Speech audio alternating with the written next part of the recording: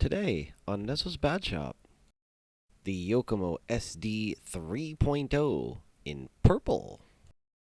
I really wanted a blue one for the video, but I could only get my hands on a purple. Still, it's very pretty.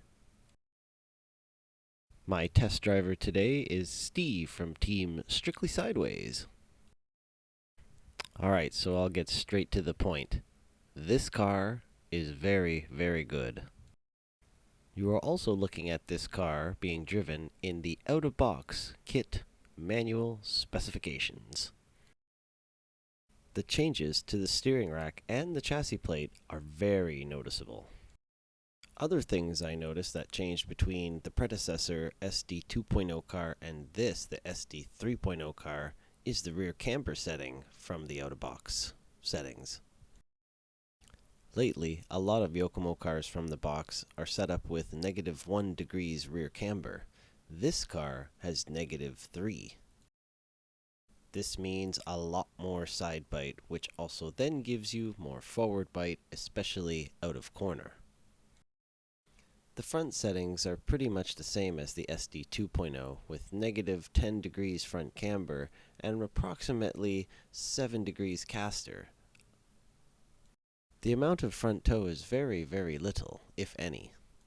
Still, we get lots of angle and lots of steering lock, even with the factory stoppers still installed. This is roughly where I told the test driver to send it, bud. Holy moly! Did you see the angle on that, brother? So, as I was saying, even with the factory stoppers installed, you still get quite a lot of angle out of this car from the box settings. The aluminum steering rack that the SD3 comes with will also fit the rcdrift 2.0, and I highly recommend upgrading to it if you have a rcdrift 2.0. The main reason is that it really gets rid of all bump steer.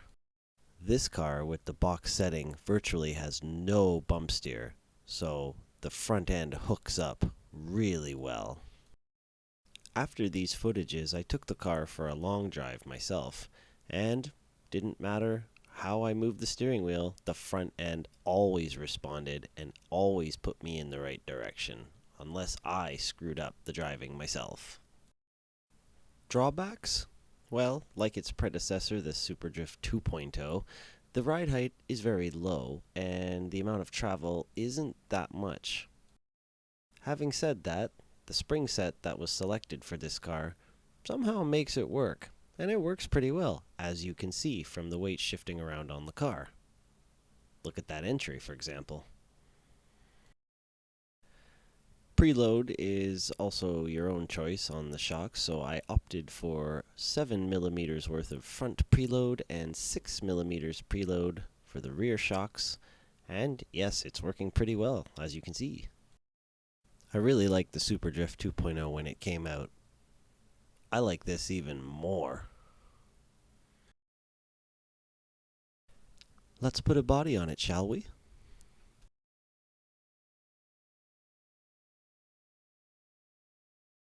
Yes, a nice selection of Toyota Supra MK4 is this now? No. It's a 5. It's a 5. My bad. MK5. Yeah. The one that looks like a BMW. Also, I borrowed this from my teammate Keith. He doesn't know it, but it looks good, doesn't it? The SuperDrift 3.0 is totally worth it, and I can recommend it to anybody. I really did like the SuperDrift 2.0 when it came out. It was very good out of the box. This car is even better, and I like it even more. I'm very confident I could buy one, build one, and take it straight into a competition, either with the out-of-the-box tune or with a light tune even.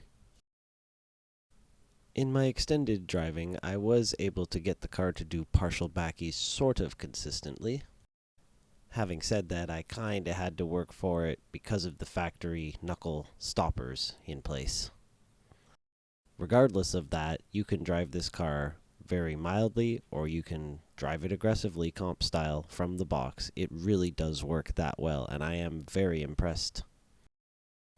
In my unboxing, I said this particular car will end up in our showcase for sale as a pre-built roller chassis. And after this video, I wouldn't be surprised if some people would want to pick it up right away.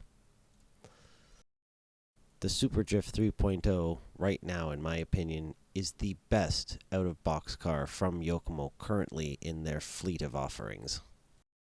Most recent best Yokomo out-of-box cars that I can think of: the Super Drift 2.0, the Master Drift 1.0, but colored version, so red or purple, the Rookie Drift 2.0, and I think that's it actually off the top of my head that I remember from my testing. Also, please let me know if you prefer to hear the car's operating sounds, such as the engine and servo and what have you, behind my voice. I would expect now that the Super Drift 3 has been out for about a month or so, that the Rookie Drift 3.0 will pretty much be this same car, but in an all-plastic form. I mean, it better be, because this car works very well. If we get a Master Drift 3.0, it has big shoes to fill. When me and a couple of my buddies were taking a look at the car on the workbench, some were wondering how well this car would work with the ESC mounted in the rear. If you have a Super Drift 3.0, please let me know if you've moved the ESC around, or the motor, or any other electronic items. I'm curious, as we are as well. Oof, big wall tap there. So yes, if you're wondering if the Super Drift 3.0 is better than the 2.0 and worth the purchase, yes, definitely. Do it. Just do it. Do the 3.0 over the 2.0. If the 3.0 is out of stock, you can get a 2.0 and upgrade your way up to the 3.0. It won't take too many parts. A couple of people have already listed it, I believe, in my comments somewhere on one of my videos. Well, this has been the shakedown for the Super Drift 3.0. I'm Nezo from Nezo's Bad Shop. Thank you for watching. Please like, comment, and subscribe.